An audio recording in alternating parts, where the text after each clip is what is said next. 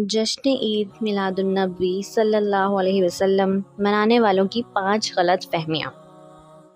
پہلی غلط فہمی، یہ سمجھتے ہیں کہ یہ سنت ہے، جبکہ یہ ایک واضح بدعت ہے، کیونکہ سنت ہونے کے لیے نبی کریم صلی اللہ علیہ وسلم سے ثابت ہونا ضروری ہے، جبکہ اس کا کہیں بھی ثبوت نہیں ملتا، بلکہ یہ تو آپ صلی اللہ علیہ وسلم کی وفات کے 400 سال بعد وجود میں آئی، لہٰذا یہ سنت کیسے ہو سکتی ہے؟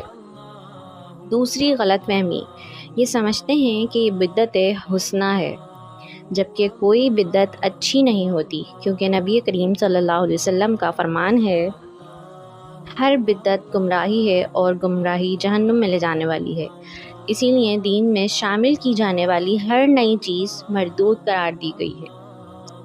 تیسری غلط فہمی، یہ سمجھتے ہیں کہ نبی کریم صلی اللہ علیہ وسلم کی تعظیم کے لیے ہے، حالانکہ صحابہ کرام رضوان اللہ اجمعین سب سے زیادہ تعظیم کرنے والے تھے۔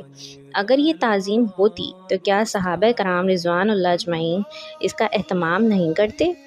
لیکن انہوں نے کبھی میلاد نہیں منایا، کیا ہم ان سے بڑھ کر تعظیم کرنے والے ہیں؟ چوتھی غلط فہمی، میلاد کے ذریعے نبی کریم صلی اللہ علیہ وسلم کو یاد کیا جاتا ہے۔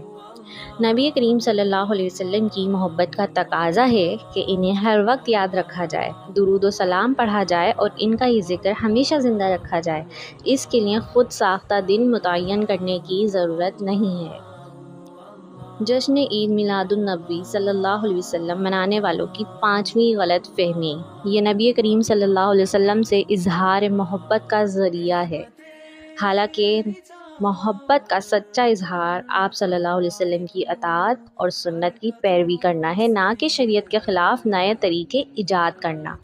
قرآن کریم کی سورۃ آل عمران میں آیت نمبر 31 میں اللہ تعالیٰ فرماتے ہیں، اے پیغمبر، لوگوں سے کہہ دو کہ اگر تم اللہ تعالیٰ کو دوست رکھتے ہو تو میری پیروی کرو، اللہ تعالیٰ بھی تمہیں دوست رکھے گا اور تمہارے گناہ معاف کر دے گا، اور خدا بخشنے والا مہربان ہے۔